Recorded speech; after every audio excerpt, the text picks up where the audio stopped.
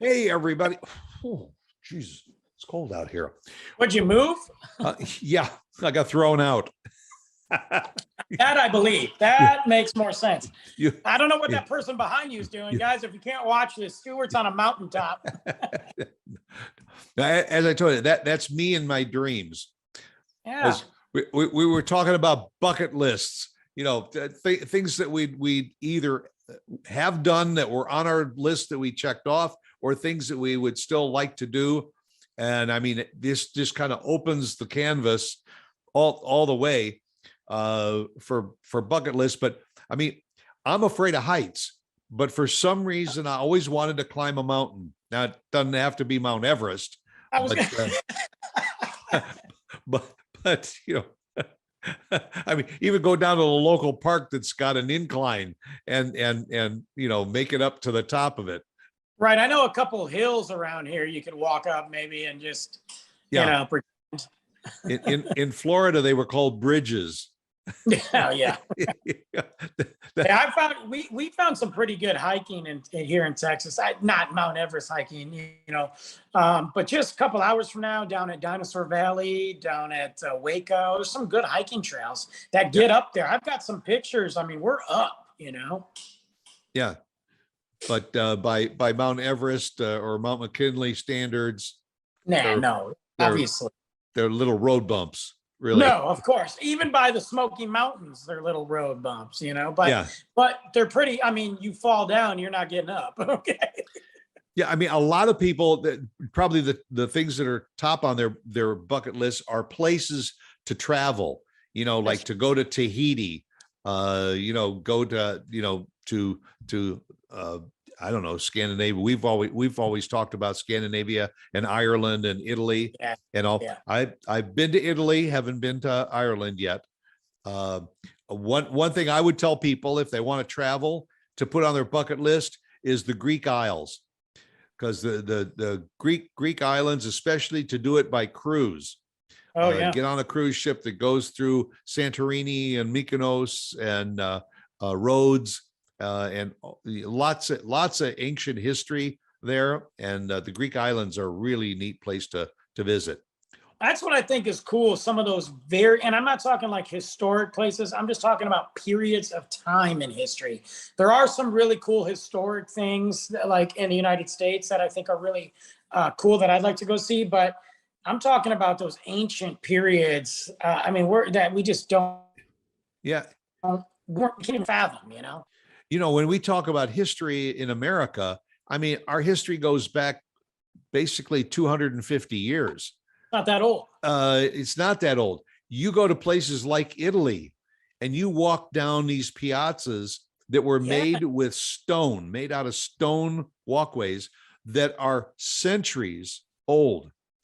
And those walkways were all put in by hand, and they're still there.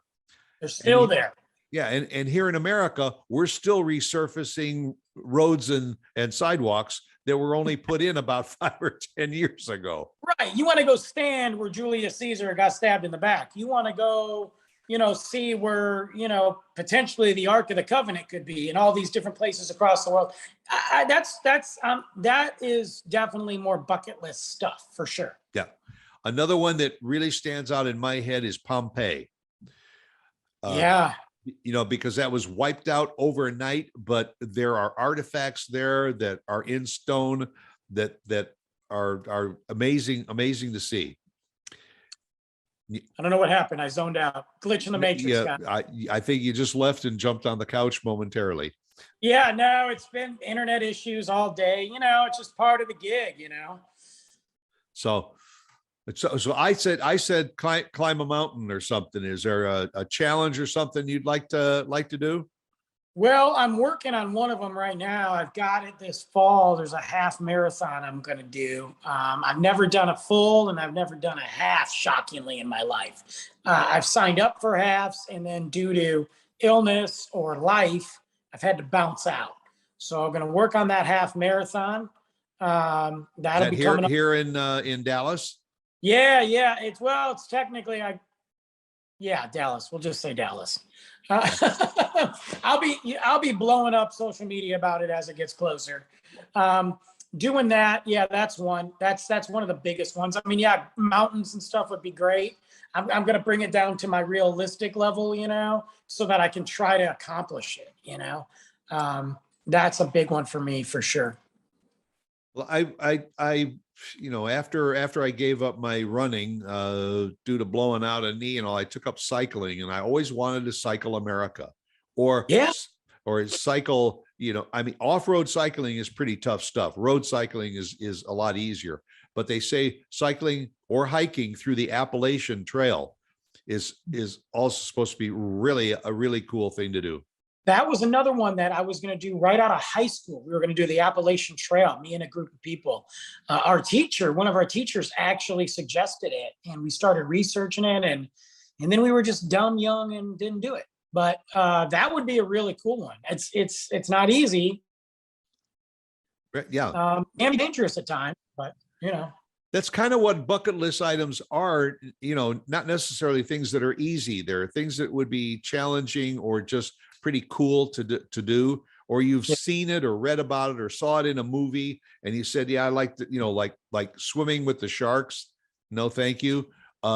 Maybe swimming with when you go in the ocean, you swim with a shark. So yeah, or if you go to the Bahamas, sometimes you could take a little side trip and swim with the rays. Yeah, that's fun. I've done something like that, and that might be cool. I have not done it, but Lauren has swum with the dolphins. That's also pretty cool. Interacting with animals. Yeah, something you can't do on a regular basis. Yeah. I did one of my bucket list things, and that was skydiving. Jumping out of it. Yeah, I did that I just did a podcast about it. You guys can check it out, Life of an Average Joe. Yeah, I was skydiving about 10 years ago, maybe, I think. We did it twice, so pretty cool. They opened a door and you actually jumped out of an airplane. One of the most amazing experience. I won't do it now. I've got too much to lose. But I mean, maybe when Luke's older, his 20s, You did it when you were a wild and crazy guy. Yeah, 10 years ago, I was wild. Yeah, I did it. It was crazy because the adrenaline, I don't think anybody, unless you've done it, I don't think anybody realizes that adrenaline that takes over. Like, it didn't dawn on me.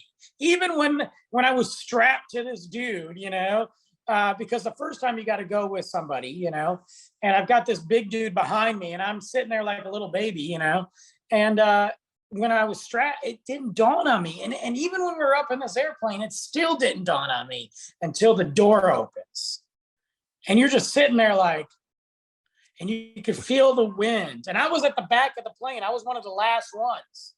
So I'm watching these people just go, and we get up there, and thank God he's there, because your body just naturally is like, I'm not doing it. Like, your body's like, yeah, I'm good.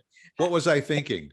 Right. And he's like, here we go. Now, in my mind, when I did it, I thought I jumped and just went straight like I was supposed to. In the video, because I got it on video, I'd go upside down. Like, we're upside down going, and then we go straight. It's crazy. It was one of the coolest things I've ever done, honestly. So the first time you did it, obviously, your heart's got to be pounding out of your chest and all. Yeah. Then when you finished doing this, you said, oh, that was pretty cool. I think I'll do it again. Yeah, we didn't do it now. The same day, I did the same day. We had made it kind of like a ritual, and I did it like the following year. But that day they tried to get us to go back up. Dude, they were doing like $20. We could go jump again. But I was already late for work, so I didn't do it. But it was amazing. The only thing I didn't like both times was when the chute pulled, because you're strapped, and I'm sure it feels that way for women, but for men, there's things in between your legs. When you pull it, it lifts up. So I was just like, whoa, hey, didn't feel good down there. But after that, you're gliding down and you're hanging, and the landing was a piece of cake. You just lift your legs up and slide on your butt. It was a good time. Yeah. I won't even jump off the couch. Yeah, I gotta post. I posted some pictures of it when I did the podcast. I'll post some video too, but I just showed it to Luke because he didn't believe me. I was like, "Oh yeah." So I put the DVD in, and he was like, "Oh, I'm gonna do that." And I'm like, "Oh."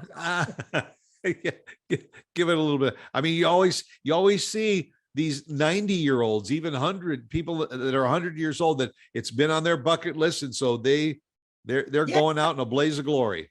That's like, some people want, I got friends that went to go scuba diving, deep sea and all that. I'm good on that.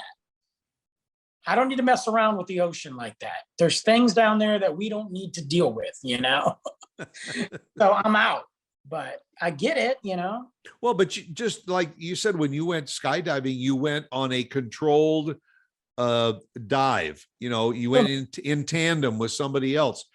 You can go scuba diving or snorkeling in reefs and see beautiful underwater life and all, if you go on a boat that does that.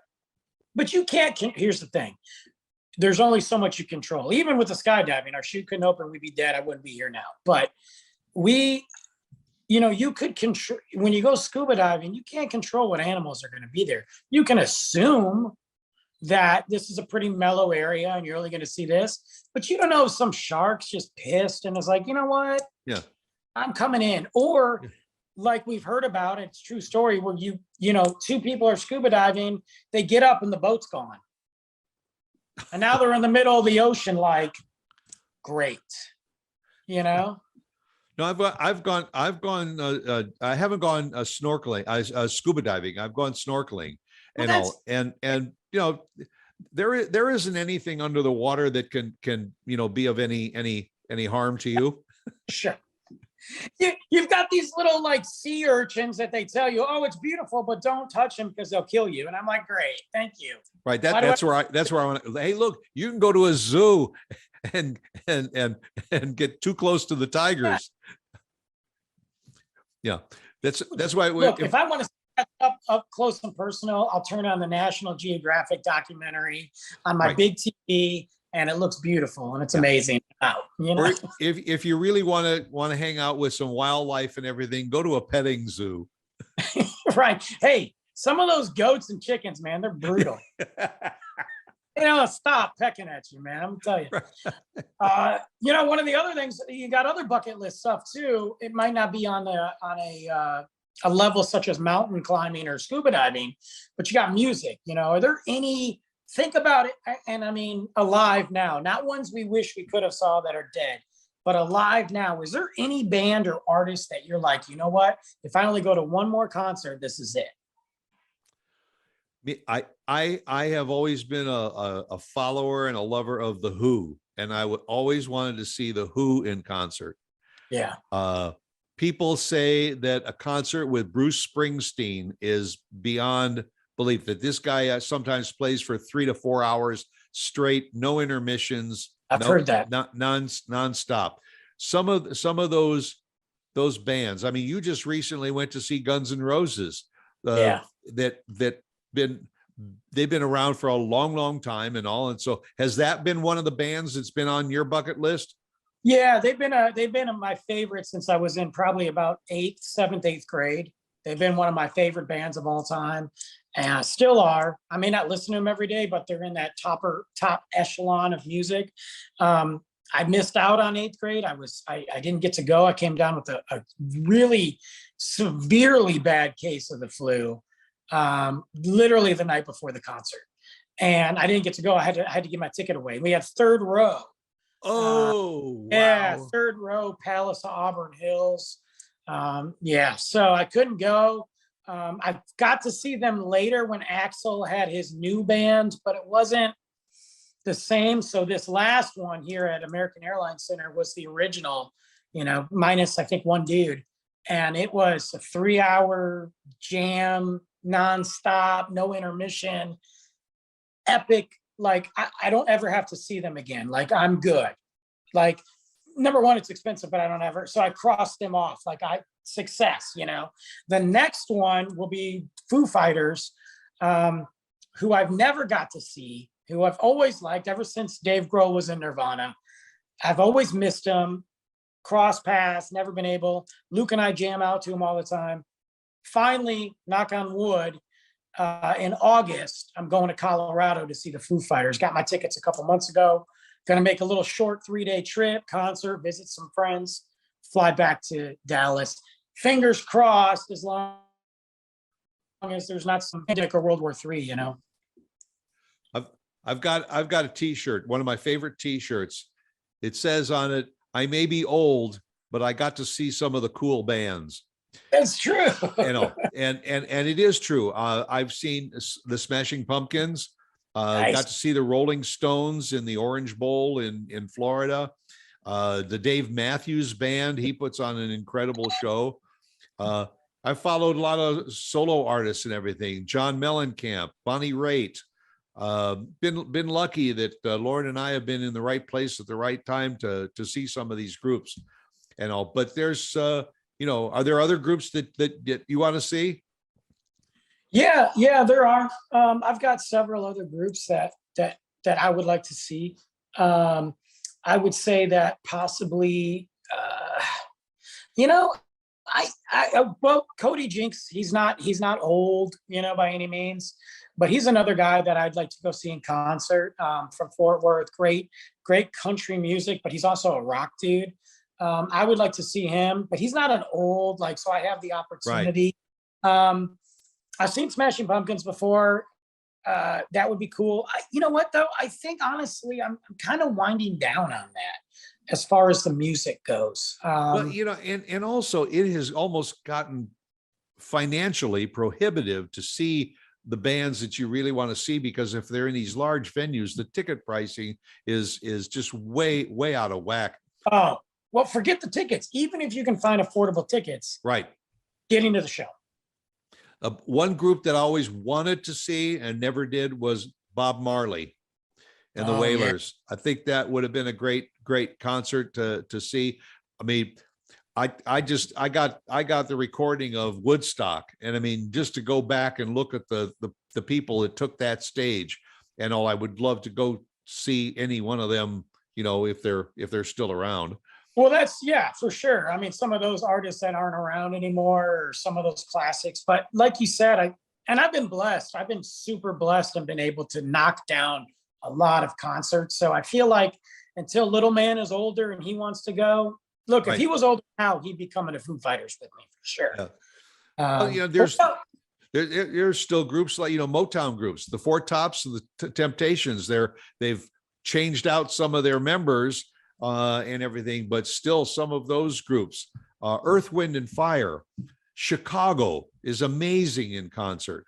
I've heard that, and I'm not even a big Chicago fan, but I've heard that, you know. Yeah, and you know, I'm not a huge country and western fan, but I'd love to see Kenny Chesney in concert. Yeah, there's very few. Willie Nelson's on my list. You know, he just played in Frisco a couple months ago, back in October. You know, Willie Nelson was at the FC Dallas Toyota Stadium, and I missed that. But he's on my list. I'm not the biggest country guy in the world. Like I said, I've got about a handful of artists, but what about places to travel? Yeah, you know, I mean, I was fortunate and I've seen most of America. Awesome. Because and mostly it was through Young Eyes, because we used to take road trips every summer with my family, pack up the station wagon and travel around the country. And if there's, especially if people are getting to be seniors or whatever, the national park system in America, some incredible parks to see. I mean, you know, people that can't travel overseas and everything, I would say to see Yellowstone, you know, the Grand Canyon. Yeah. We have yet to go to Utah, and there are some phenomenal national parks in Utah to see, but almost every state has some kind of a national park, and it's worth it to go see some of those. Overseas, man, the map is wide open. You know, we already said places like Ireland and the Greek islands and Italy and all, but I would like to see some of South America, see some of, you know, some of Asia. Again, I had an all expenses paid trip there once back in the late 60s, courtesy of the US government. Yeah. But Yeah. there's Different tour though, man. yes, yeah, you know, and it really wasn't a vacation by choice.